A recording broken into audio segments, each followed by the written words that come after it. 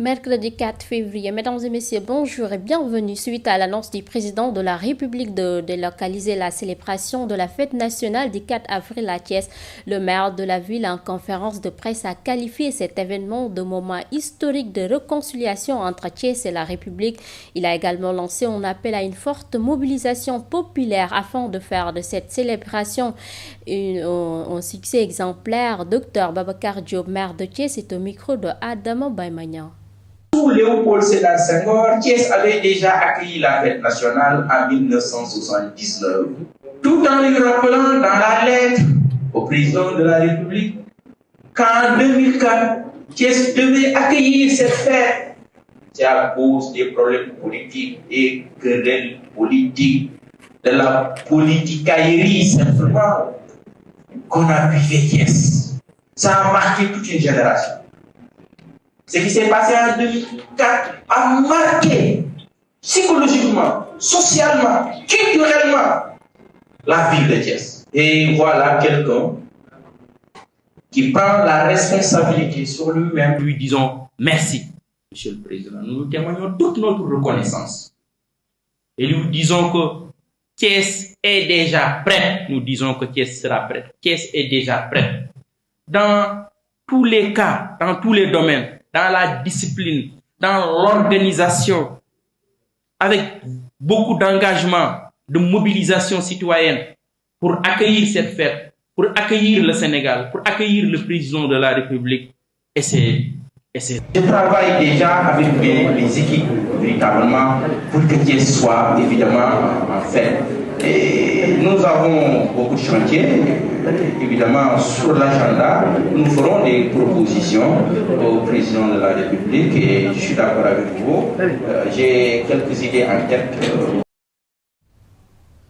Direction Bignonon, la commune de Balingor dans l'arrondissement de Tendok accueillera la première édition de son forum économique prévu du 6 au 9 avril 2025, placé sous le thème l'économie sociale et solidaire et résilience territoriale. L'événement vise à promouvoir les initiatives locales en faveur du développement, de la création d'emplois et de l'inclusion sociale en Casamance. Suivant Youssouf Sané, il est au micro de Ginette Badji. Ce forum se déroulera du 6 au 9 avril 2026 dans la commune de Balingor.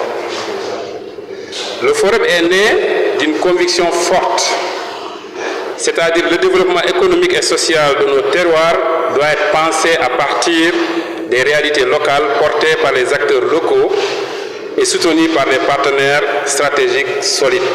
L'objectif du forum économique de Balingor vise à promouvoir l'économie sociale et solidaire comme levier de création de richesses, d'emplois et d'inclusion.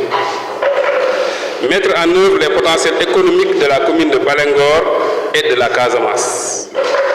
Favoriser les partenaires entre collectivités territoriales, secteur privé, institutions, organisations et la société civile, mais nous n'oublions pas aussi la diaspora. Offrir un espace d'échange, de formation et de mise en réseau pour les jeunes, les femmes, les entrepreneurs et les porteurs de projets. Le thème de cette édition est placé sous l'économie sociale et solidaire et résilience territoriale. En gros, c'est les réponses locales aux défis du développement. Ce thème traduit notre volonté de promouvoir un modèle de développement plus inclusif, durable et ancré dans nos terroirs. Des panels de haut niveau, des ateliers thématiques, des expositions de projets, des rencontres ainsi que des espaces de valorisation des initiatives locales seront au cœur de cette rencontre. Et c'était le maire de la commune de Balingor. Retour à Dakar et les locaux des départements de Dakar, Pékin et Guédiawaye, autorités administratives et acteurs de la société civile se sont réunis à Guinaw Rail Sud pour plaider en faveur de la scolarisation des filles. Les échanges ont porté principalement sur la gestion de l'hygiène menstruelle et son intégration dans les politiques publiques locales en vue d'améliorer les conditions d'apprentissage et de garantir l'égalité des chances à l'école. Compte rendu Modou Diouf. Élus locaux, autorités administratives et acteurs de la société civile se sont réunis autour d'un enjeu souvent négligé, la gestion de l'hygiène menstruelle des filles à l'école. On plaidoyait pour de meilleures conditions d'apprentissage et le maintien des filles à l'école. Et nous sommes aujourd'hui là pour un atelier de plaidoyer en direction des maires de Pikine Guinaw Rail et Parcelles Assainies dans le cadre de ce programme pour des kits d'hygiène menstruelle au niveau des écoles pour que les jeunes filles puissent rester à l'école le plus longtemps possible. Le réseau Sigil Jigéen a rappelé au gouvernement ses engagements pris à Kigali sur la gestion de l'hygiène menstruelle en milieu scolaire. L'ancien président de la République, Macky Sall, avait pris l'engagement de rendre gratuits les kits d'hygiène, et surtout pour les menstrues au niveau de l'école. Et il avait demandé à ce que les collectivités territoriales s'en chargent et que le budget des collectivités territoriales puisse prendre en compte cette dimension. Les élus se sont engagés à porter ce plaidoyer et à intégrer la question dans les politiques publiques locales. Mais maintenant, il faut y associer la prise en charge des serviettes hygiéniques au niveau des écoles. Mais nous ne restons pas les bras croisés pour les collèges et les lycées que nous avons, parce que nous pouvons faire des gymnastiques budgétaires pour prendre en charge ces choses-là. Et nous demandons aux autres mairies, aux autres collègues d'en faire de même, vraiment, parce que ça peut être banal, mais c'est tellement important cette prise en charge-là. Les acteurs veulent ainsi briser le tabou et faire de l'hygiène menstruelle un levier pour l'égalité des chances et le droit à l'éducation des filles. Autre information, confrontés à l'asphyxie foncière de Nioro-du-Rip, les maires de Darussalam et de Prohan présentent les initiatives engagées pour y remédier malgré une planification concertée et l'appui de l'ADM. Ils déplorent le manque de collaboration du maire tout en réaffirmant leur volonté de créer une zone tampon congérée afin d'offrir des solutions d'habitat aux populations. Le maire de Prohan, Alassane Baye, est au micro de Sékou Diallo. On a entrepris plusieurs démarches. La première démarche, c'était 9 maires du département. Je crois qu'il y avait aussi le conseil départemental. Oui, effectivement. Pour qu'on puisse discuter ensemble sur les voies et moyens à utiliser pour régler définitivement le cas de l'habitat des populations de la commune de Nioro-du-Rip. Il faut qu'on soit clair au départ. Nioro n'a plus 1 mètre carré de réserve foncière depuis très longtemps. On avait demandé à Jim de faire la cartographie des zones où il aurait souhaité accompagner. Et à l'issue de cela, on avait fait un planning qui consistait d'abord à se déplacer le premier jeudi qui venait après notre rencontre à Darussalam pour discuter avec Moustapha, qu'il fasse une visite de terrain pour voir exactement comment Moustapha peut accompagner la commune de Nioro pour régler le problème frontalier des 2 communes. Et on avait programmé à l'issue de cette rencontre, le jeudi suivant, qu'il puisse venir à Prohan pour qu'on puisse se déplacer sur le terrain pour faire la même chose, et le jeudi d'après avec notre collègue Samba Sall. On n'a jamais eu de retour.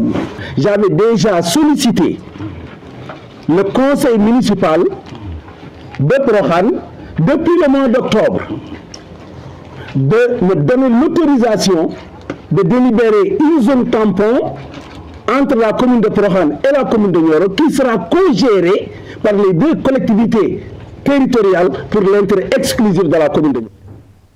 Et face à la recrudescence des actes d'incivisme constatés au sein des établissements scolaires, le village de Koboy a abrité la cérémonie officielle de la journée de la citoyenneté de l'inspection de l'éducation et de la formation de Kédougou. La manifestation qui a réuni des élèves du Sénégal et de la Guinée-Conakry s'est déroulée en présence effective des autorités préfectorales de Fongolemi, suivant le compte rendu de notre correspondant Mamadou Sissé. L'inspection de l'éducation et de la formation de Kédougou a choisi le collège de Koboy dans l'arrondissement de Fongolimbi pour abriter la cérémonie officielle de la journée de la citoyenneté ici à Kédougou. L'école doit être en respect de paix, en respect d'épanouissement pour chaque élève, fille comme garçon, apprendre dans la dignité et la sécurité. La non-violence en milieu scolaire n'est pas seulement une exigence morale, c'est une condition indispensable à la réussite de tout enfant qui vient à l'école. De réunir aujourd'hui ici à Koboy pour partager sur une thématique de haute portée qui est la non-violence et le maintien des filles, qui entre en droite ligne de la nouvelle initiative pour la transformation humaniste de l'éducation militaire.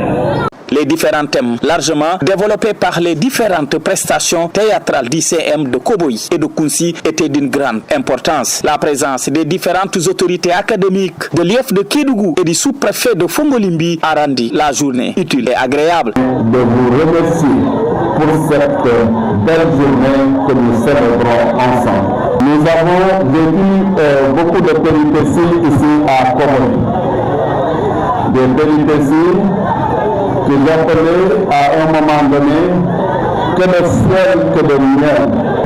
Les parents d'élèves, élèves et partenaires étaient nombreux à assister à cette belle cérémonie accompagnée de danses traditionnelles pour égayer l'assistance. Et c'est la fin de ce bulletin d'information. Mesdames et messieurs, merci de votre aimable attention. L'actualité continue sur la télévision communautaire.